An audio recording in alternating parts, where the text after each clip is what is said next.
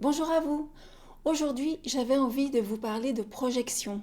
Parce que la projection, c'est quelque chose qu'on a tous tendance à faire, et souvent sans s'en rendre compte, et qui est à la base de beaucoup de problèmes et de conflits.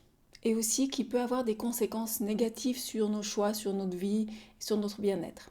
Donc ce qu'on appelle projection, c'est notre interprétation à travers notre filtre de ce qu'on est, ce qu'on vit, ce qu'on ressent, ce qu'on a vécu sur la réalité. Par exemple, et c'est plus facile que je vous explique avec des exemples, et c'est plus facile si je m'exprime avec des exemples. Par exemple, si je suis menteur, je vais avoir tendance à penser que les autres mentent aussi.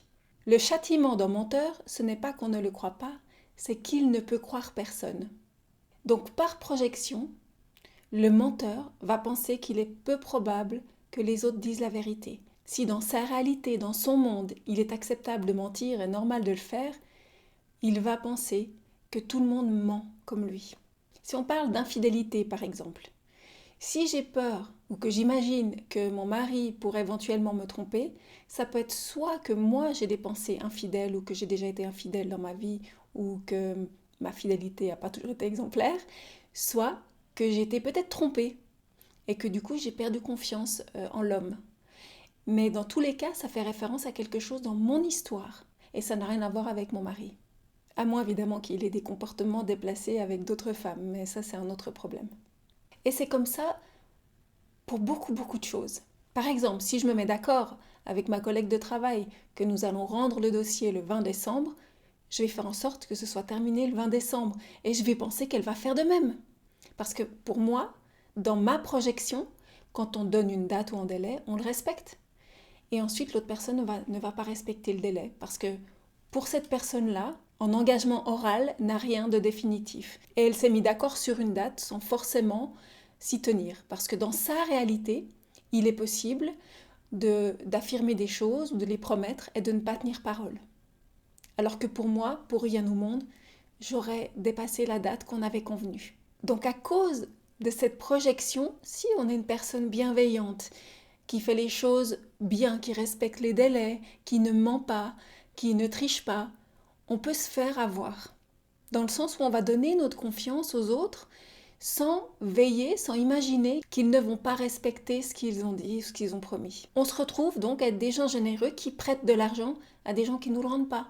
Parce qu'ils se sont engagés à rendre l'argent, mais qu'ensuite les choses de la vie font qu'ils n'y arrivent pas et qu'ils mettent la priorité à d'autres choses. Ils préfèrent partir en vacances avec l'argent qu'ils nous doivent plutôt que de nous le rembourser. Et comme c'est quelque chose qui est complètement hors de notre réalité et impossible, puisque si nous on devait de l'argent, on rembourserait avant tout, on ne s'est pas forcément protégé.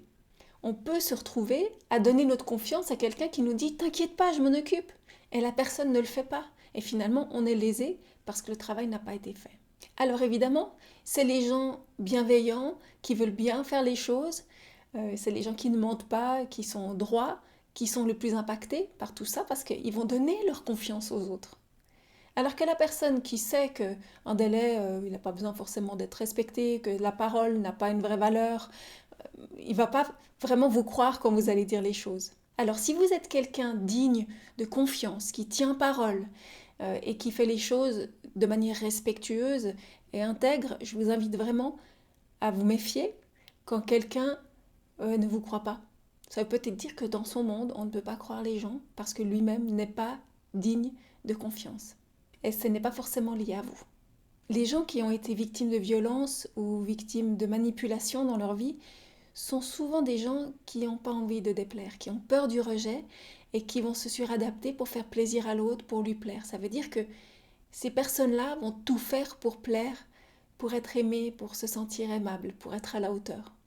Donc elles ne vont pas risquer de rater un délai, de ne pas faire ce qu'elles disent, parce qu'on pourra le leur reprocher. Sauf qu'avec ce genre de profil, on se retrouve à être manipulable, parce qu'on va faire confiance à l'autre. Si on est hyper empathique, si on est hyper sensible, on va donner toute notre confiance à l'autre si nous-mêmes, on ne va pas trahir quelqu'un. Et je pense que comme moi, vous avez sûrement dans votre vie des souvenirs de personnes qui vous ont regardé droit dans les yeux et qui vous ont menti. Et moi, quand ça m'est arrivé, je me disais, mais c'est pas possible qu'il me mente, c'est trop gros, c'est gros comme une maison, il ne peut pas inventer quelque chose de si gros et de si grotesque, ça peut que être vrai. Et non, c'était pas vrai. Et ça peut arriver avec des gens, par exemple, qui pratiquent le gaslighting. Ces gens-là vont nous affirmer des choses qui sont totalement fausses en nous disant mais c'est toi qui as tort. Et on va douter de nous. Parce que dans notre monde, quand on affirme des choses, c'est qu'on les a vérifiées. Alors que ces gens-là peuvent affirmer des choses qu'ils n'ont pas vérifiées et qui s'avéreront complètement erronées par la suite. Ce que j'aimerais donc vous inviter à faire, c'est à évaluer votre système de valeurs et à vous rendre compte vraiment de quelles sont vos valeurs et de ce que ça amène comme croyance par rapport aux autres personnes. Et d'accepter que les gens ne sont pas comme vous. Et je me rappelle de la première rencontre que j'ai eue avec Christelle Petit-Colin. C'était lors du Salon du Livre à Genève. Et je me rappelle qu'elle m'a regardée et elle m'a dit « Mais vous savez, il y a des gens méchants, il faut juste l'accepter. » Et je me rappelle très bien avoir pensé « Mais non, c'est pas possible ce qu'elle dit, on a tous bon fond, on ne peut pas faire exprès de blesser quelqu'un. » Elle me disait « Mais oui, il y a des gens qui font exprès de blesser parce qu'ils ont ça en eux, c'est des gens méchants. » Et ça date de, je crois, 2018. Et comme j'avais beaucoup de respect pour elle, parce que j'avais lu ses livres et que j'avais trouvé qu'il y avait énormément d'informations très intéressantes dans ses livres, et que je la respectais énormément, je me suis dit, mais si elle me le dit, c'est que ça doit être vrai, et je tombais des nues. Pour moi, c'était impensable qu'il y ait des gens qui font exprès de blesser, de faire du mal. Parce que j'étais totalement dans la projection de ma manière de voir le monde. J'avais pas compris qu'on est à ce point différent. J'avais vécu une relation de manipulation où mon mari me disait quelque chose qui n'était absolument pas vrai. Et ça lui posait aucun problème. Et ensuite, quand je le confrontais, il me mettait le doute. Et du coup, je me disais, mais j'ai dû avoir un mauvais souvenir ou j'ai dû confondre. Et je me mettais moi-même en question, alors qu'il avait sciemment menti pour certainement paraître mieux, paraître bien, pour élever son ego. Donc les gens ne sont pas comme nous. Il y a des gens qui mentent, il y a des gens qui mentent pas, il y a des gens qui font exprès de blesser, il y a des gens qui vraiment feraient tout pour ne jamais blesser quelqu'un. Il y a des gens qui vont inventer des arguments ou des choses alors que ça n'a pas été vérifié, et d'autres qui vont vouloir vérifier chaque information pour que ce soit correct et jamais donner une information non vérifiée.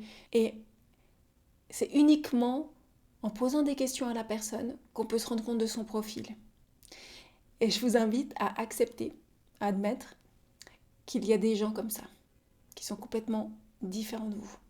Et de vous préserver en ne donnant pas votre confiance, mais en laissant le temps vous montrer quel est le vrai profil de la personne. Et il y a cette citation de Eric Walters qui a dit « La crise ne change pas les gens, elle les révèle ». Et quand j'ai rencontré Steve, il m'expliquait qu'on ne devrait pas créer des liens avec les gens ou s'engager avec des gens avant d'avoir vécu un petit conflit avec, pour voir comment ces gens se comportent lors des conflits. Alors, quelle est votre réalité que vous projetez sur les autres ? Je vous invite à observer et je vous remercie beaucoup pour votre attention.